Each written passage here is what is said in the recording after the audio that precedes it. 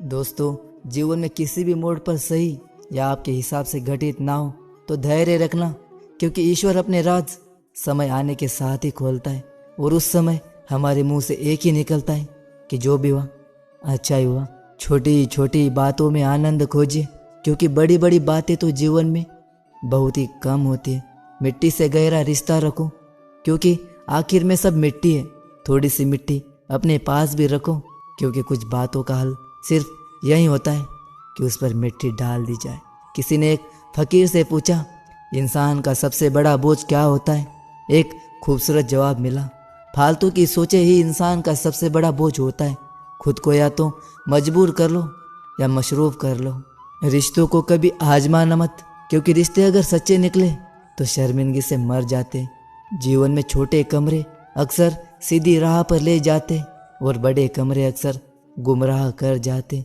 याद रखना, ये 4 चीजें जिंदगी का सुख चैन छीन लेती है।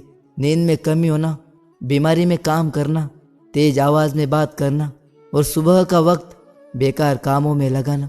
खुद को बर्बाद करना हो तो अपने समय को बर्बाद करो, और खुद को कुछ बनाना है तो अपने समय का सही तरीके से इस्तेमाल करो।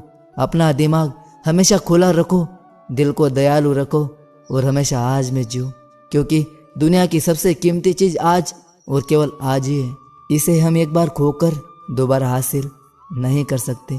जो लोग आपसे ईर्ष्या करते हैं, समझ लेना उन्हें आपकी खुशियाँ सबसे ज़्यादा पता है। जो लोग आपकी बुराई करते हैं, समझ लेना वो लोग आपसे डरते हैं। जिस पेड़ की लकड़ी नरम होती है उसकी शाखाएं ज़्यादा बढ़ती है। इसलिए अपनी तबीयत में नरमी लाओ, ताकि रिश्तों को अच्छे से संभाल सको।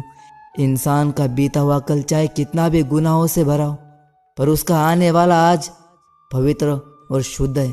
बस शर्त सिर्फ इतनी सी है कि बीते कल और आने वाले कल के बीच बड़ा पश्चाताप हो। याद रखना दोस्तों, सच्चाई और अच्छाई का रास्ता मुश्किल जरूर होता है, लेकिन मंजिल बहुत खूबसूरत होती है।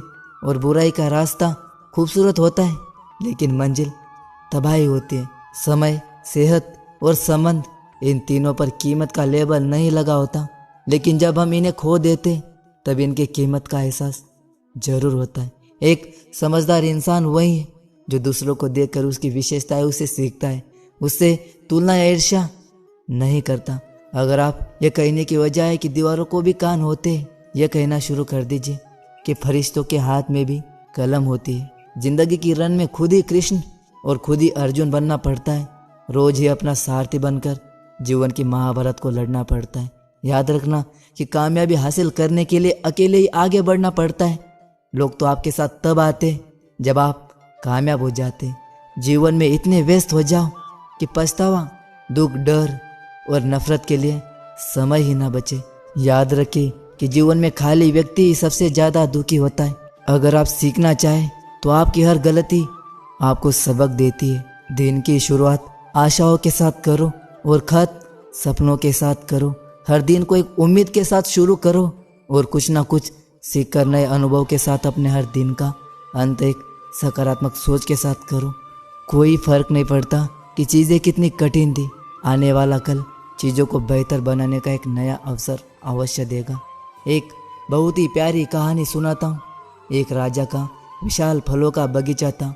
उसमें तरह तरह के फल लगे हुए थे और उन बगीचे की देखभाल एक किसान और उसका परिवार किया करता था। किसान उस बगीचे से तैयार और मीठे फल रोज शाम राजा के लिए ले जाता था। एक दिन किसान ने बगीचे में आकर देखा कि नारियल, अमरूद, सेब, अंगूर, बेर सब पके हुए थे। किसान सोचने लगा कि कौन से फल आज राजा के लिए लेकर जाऊं। ना जाने उसके मन में क्या आया।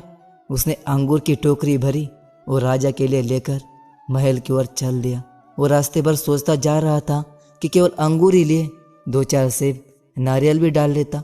अलग अलग फल देखकर राजा कितना खुश हो जाता। ये सोचते सोचते वो महल के बाहर पहुंच गया। उसने अंगूर से भरा टोकरा राजा के सामने जाकर रख दिया और थोड़ी दूर जाकर बैठ गया। राजा कहीं दूसरे ख्यालों में खोया हुआ था, शायद किसी बात से परेशान या नाराज था। अपने ही ख्यालों में गुम राजा टोकरी से एक अंगूर निकालकर खाता और एक खींचकर किसान के माथे पर निशाना लगाकर मारता। राजा द्वारा फेंका हुआ अंगूर जब किसान के माथे पर या शरीर पर लगता तो किसान कहता है, ईश्वर बड़ा ही दयालु है।